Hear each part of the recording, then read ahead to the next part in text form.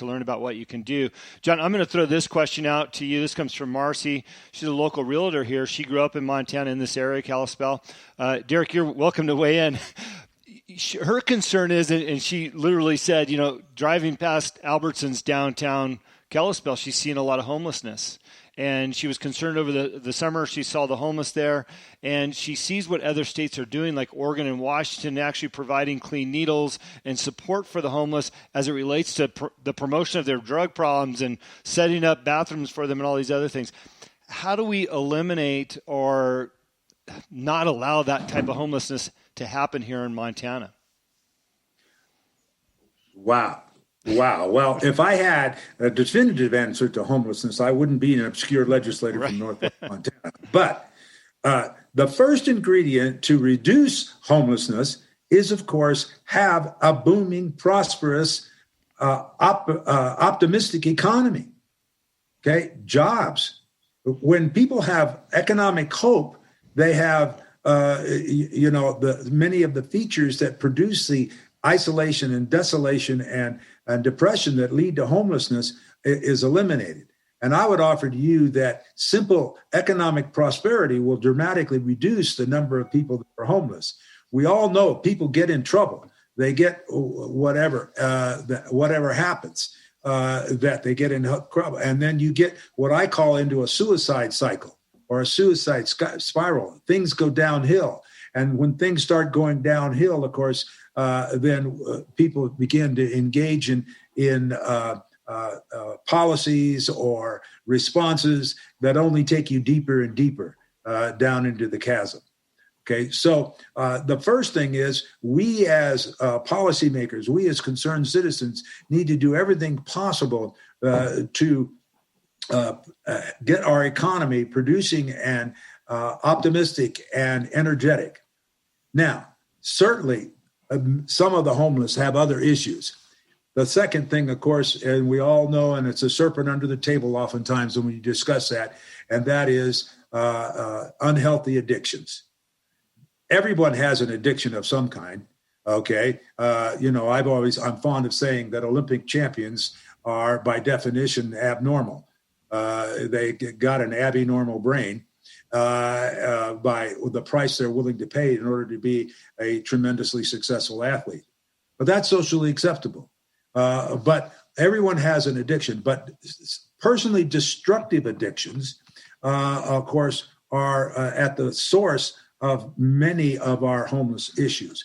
And of course, so whether it's methamphetamine, whether it's alcohol, or whether it's some other substance that makes you dependent, on it to make you feel good or medicate, self-medication, we need to have programs and or issues to deal with those.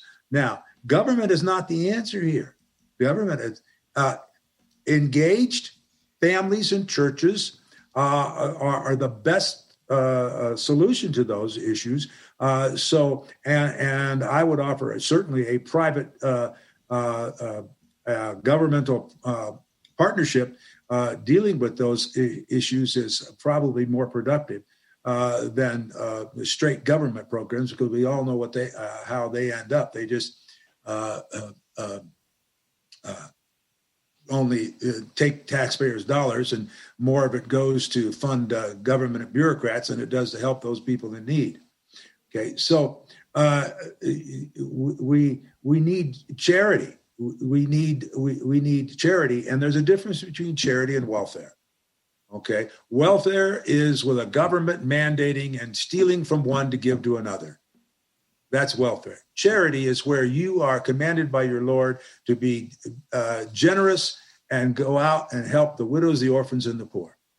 And yes, people need to be charitable and do what they can in that respect. So, building a shelter for someone, that works if it's a hand out and a helping up, but not just an enabling act. So I would offer those three things. Get our economy going again. And obviously that takes us back to the discussion of the COVID restrictions. Get our economy going again. That will help. Number two is confront addictions, personally destructive addictions, straightforwardly. Confront them, deal with them, provide mechanisms by which people can recover. And last but not least, let's all be charitable, but let's not all mandate welfare. Yeah. Thank you for that. Derek, I'm going to throw a different topic at you, if you don't mind. First of all, I want to congratulate you guys on the gun initiative that was just passed. Everybody's excited about that, so thank you for your hard work on that. Derek, my question for you, though, as it relates to gun control, we see the government, I know Montana, we've got very loose gun laws now, which we're all appreciative of, but we really see the government, this administration, pushing so hard on gun control and restrictions after coming off of probably one of the biggest gun sale years ever in history. How do they justify pushing so hard on these gun mandates when they see really what the American public wants? Wow, you're asking me to explain a Democrat mindset. Man, I need a whole different degree to dive into that insanity. You know as well as I do, Jim, just like John knows, it has nothing to do with safety. It has everything to do with control. If you disarm a populace, they are totally at the whim of the government. That's exactly what the Democrats want. And if you want to argue that little fine point, look at what the Democrats do. They in slow measure and continually increase the authority of government. Right now, I would suggest it's a soft tyranny.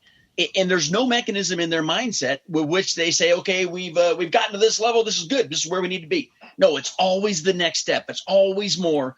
So the ultimate end of every Democrat ideal is totalitarianism. It's just that simple. Mm-hmm. And they know that an armed public can resist because, our founding fathers told us a government that feels the people and there's freedom. A people that fear their government, then there's tyranny. And so we're doing quite a few things in the Second Amendment arena. One of them, I'm fortunate enough to be on the Judiciary Committee, and we seem to get all the really incredibly tough bills, which is awesome. I love that kind of stuff. And one of them is we need to shield Montana against a federal gun grab that many of us know is coming. And so we have to, and another little caveat that we understand is the grasshopper and ant thing kind of works federally. The feds do not have enough manpower to come into the 50 states and take our guns. So they're going to need to direct our local folks to do that, either our state agencies or our counties or our cities. And so that's how the Fed's going to come in here and quote unquote take our firearms. And so we're working right now on developing legislation that totally bans and blocks state, municipal, and county employees from working with the Fed. Actually make that a crime for them to participate in that. That really clamps down. Then the Fed, to take our firearms out of Montana, they got to send an army in here to do it, which if the Fed's going to send an army into Montana, we have a whole different scenario of problems to consider. So we're working on stuff like that. We just did the campus carry. So now our kids, our students that are in college have the right to defend themselves. I mean, I couldn't tell you how many times I've had to tell opponents to that kind of stuff that, listen, a gun in the hand of a criminal is a tool. A gun in the hand of a law-abiding citizen is a shield. And so we're lucky that we have 67 in the House and we have a bunch in the Senate, and we're all Second Amendment lovers and defenders. And I'm excited about some of the defenses we'll be able to bring. But one little final caveat, that is, to your point, is we also now have a strong Second Amendment pro attorney general who's ready to sue the federal government at every infraction against us. And so I've never seen a stronger set of scenarios to provide protection to the Second Amendment in Montana than I've seen currently. And I think you're referring to Bill 258. Is that what you guys were working on? Yes, sir. Yeah. Yes, sir. For all the stoners out there listening to my show, which are probably very few, what I relate that to is exactly how the federal law is against cannabis, whereas the state, local levels, they're allowing cannabis, right? So it's kind of the same theory that the state's going to do their thing and the feds aren't coming in to enforce it. Obviously, guns in our world is far more important than any cannabis law. So I'm thrilled to hear what you're doing over there and the hard work on that. John, just to keep it moving along, I know your thoughts on gun control. I really appreciate your position. Let's throw another question at you. What are we doing about the election cycle, the next election cycle, and protecting those election laws. I see a lot of moves in Florida that seem to be going in the right direction. DeSantis is really pushing hard for their election laws down there. And the fight against these irregular votes and things, what are we doing right now to push against that? Well, thank you, Jim. Yeah, there are several bills that are winding their way through the House. I think that we will be able to get them across the finish line. The first one was changing same-day voter registration to the day before. We would have liked to have moved it to Friday before, but there were some squeamish Republicans that didn't want to move it that far back. But getting it off the same day eliminates the potential for people being bussed in that may or may not be eligible voters, and having them vote, and then, of course, bogging down the system and delaying, and of course, as we all know, rendering the possibility that there would be some illegitimacy going on there. Another bill that just passed the House floor the other day is a bill. Oh man, I just lost it here. Derek, which bill was that? There's actually quite a few if you want to jump in them. We got one coming over from the Senate for voter ID. You actually have to have a picture ID to vote. Right. Well, we also did one to clean up the voter rolls, to make sure that every single year we purge the voter rolls and treat every male voter, mail in, MAIL, as if they're new every other year. So that way that we don't get this giant mailing list that led to all the fraud nationally. Yeah, there's a bunch of great things coming down the pipe. And then the one we just voted on yesterday in the House was the one that would, if you are a dependent, you had to, in order for you to include on your tax return in the state of Montana, a dependent, that dependent's permanent residency had to be the same as the parents.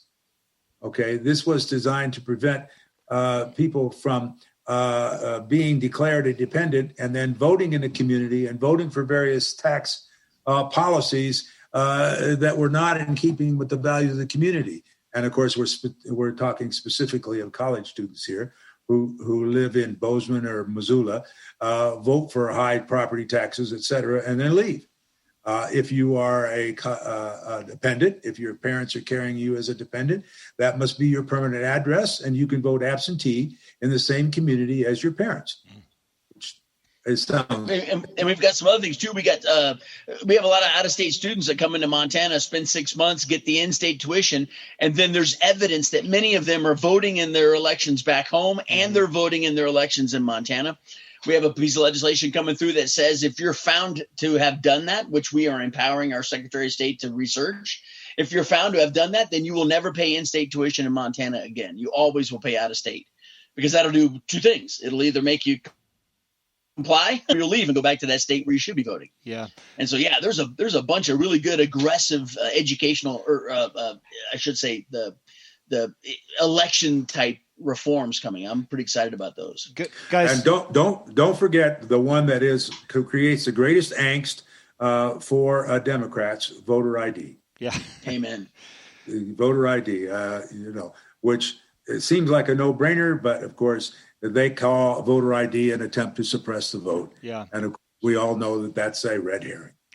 Guys, I have a lot of listeners outside of this state, and they're probably listening going, well, that's wonderful for Montana. What do I do? Because I don't think my legislators are doing anything. I think I know the answer, but Derek, what would you suggest people do in their own states to help push back against voter fraud?